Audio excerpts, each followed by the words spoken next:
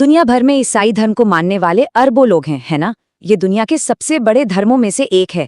पर कभी सोचा है कि एक इंसान की दी हुई सीख से शुरू हुआ ये विश्वास आखिर इतना फैला कैसे? तो चलिए आज इसके कुछ बेसिक प्रिंसिपल्स को समझते हैं। तो देखिए, इस धर्म की बुनियाद को समझने के लिए ना हमें 3 खास चीजों को देखना होगा। 1, इसके संस्थापक कौन थे। 2, इसका पवित्र ग्रंथ कौन सा है। और 3, इसकी मेन मान्यताएं क्या हैं। तो बस यहीं से शुरू करते हैं। ईसाई धर्म का जो पूरा का पूरा केंद्र है ना, वो एक ही व्यक्ति हैं, नासरत के यीशु, जिन्हें हम यीशु मसीह के नाम से जानते हैं। मतलब ये पूरा का पूरा विश्वास उन्हीं की जिंदगी, उनकी शख्सियत और उनकी दी हुई तालीम पर टिका हुआ है। अगर हम हिस्टोरिकल रिकॉर्ड्स देखें तो पता चलता है कि यीशु का जन्म रोमन एम्पायर के यहूदिया प्रांत में हुआ था। करीब 30 एडी के आसपास उन्होंने लोगों को सिखाना, उपदेश देना शुरू किया और फिर लगभग 33 एडी में यरूशलेम में उन्हें सूली पर चढ़ा दिया गया। तो अब सवाल ये उठता है कि आखिर हमें यीशु और उनकी टीचिंग्स के बारे में पता कैसे चलता है?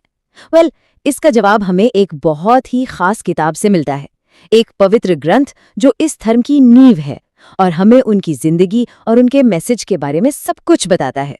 जी हाँ, ये पवित्र ग्रंथ है बाइबल।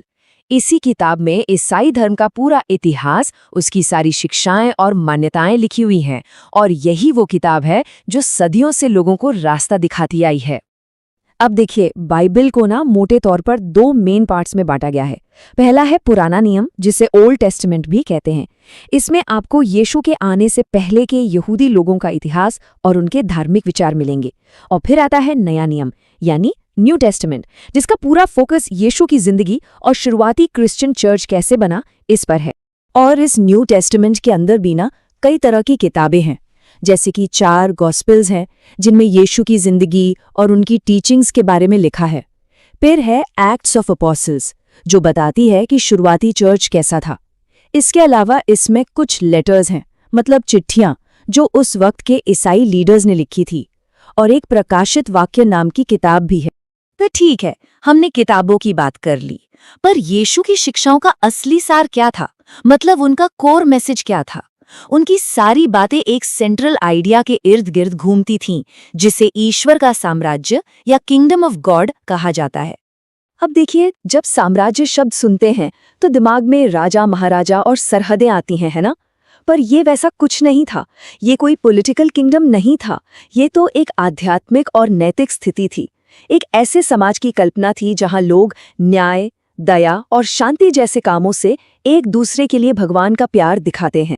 इसका एक बहुत अच्छा उदाहरण हमें मत्ती के गॉस्पेल में मिलता है, बीटिट्यूड्स में। वहां ऐसी शिक्षाएं हैं जो इस किंगडम की वैल्यूज को बताती हैं। जैसे कि एक वचन है, धन्य है वे जो दिल से साफ हैं, क्योंकि वे ईश्वर को देखेंगे। देखिए, ये बात सीधे सीधे मन की पवित्रता पर जोर देती है। यीशु ने ना सारे नैतिक नियमों का निचोड़ सिर्फ 2 बड़ी आज्ञाओं में दे दिया। पहली, भगवान से अपने पूरे दिल, अपनी पूरी आत्मा से प्यार करो, और दूसरी, अपने पड़ोसी से भी उतना ही प्यार करो जितना खुद से करते हो। और बस यही 2 बातें क्रिश्चियन एथिक्स की नींव है।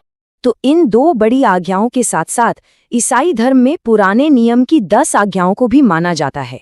ये एक तरह का बेसिक कोड ऑफ कंडक्ट है, जैसे कि हत्या मत करो, चोरी मत करो, झूठ मत बोलो, ये सारी बातें।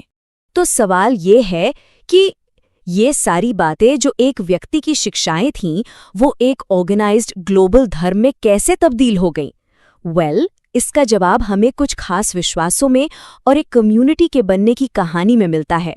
ईसाई धर्म में एक विश्वास है जो सबसे ज्यादा जरूरी है, और वो है पुनरुत्थान यानी रेजरेक्शन। इसका मतलब है ये मानना कि यीशु को जब सूली पे चढ़ाया गया, उसके 3 दिन बाद वो फिर से जी उठे थे। इसे मौत पर जीत का सबसे बड़ा सिंबल माना जाता है, और यही सारे ईसाइयों के लिए उम्मीद का आधार है। एक और बहुत ही फंडामेंटल कॉन्सेप्ट है ट्रिनिटी का, जिसे हिंदी में त्रित्व कहते हैं।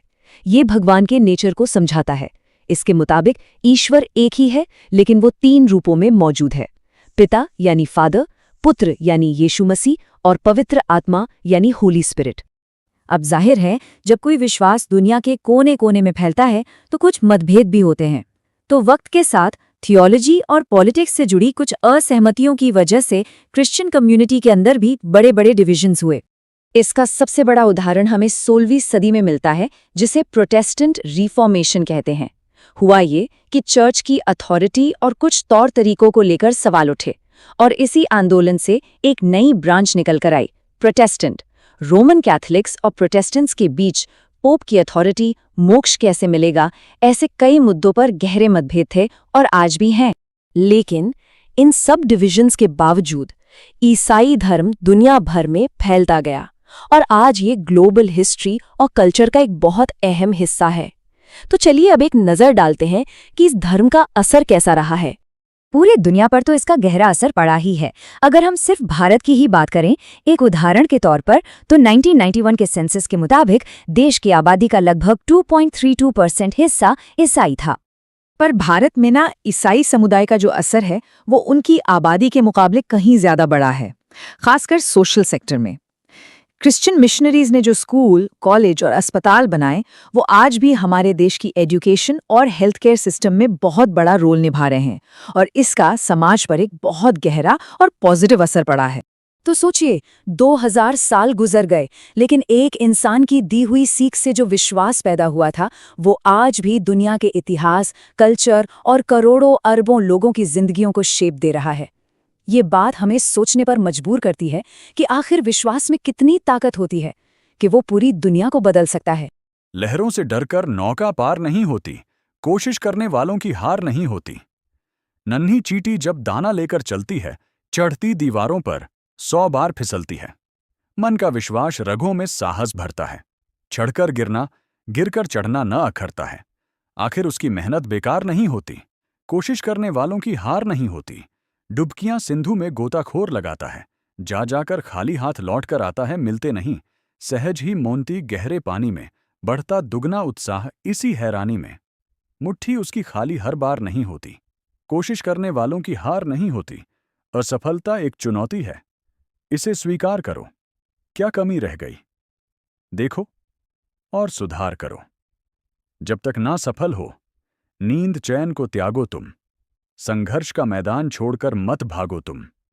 कुछ किए बिना ही जय जयकार नहीं होती। कोशिश करने वालों की हार नहीं होती।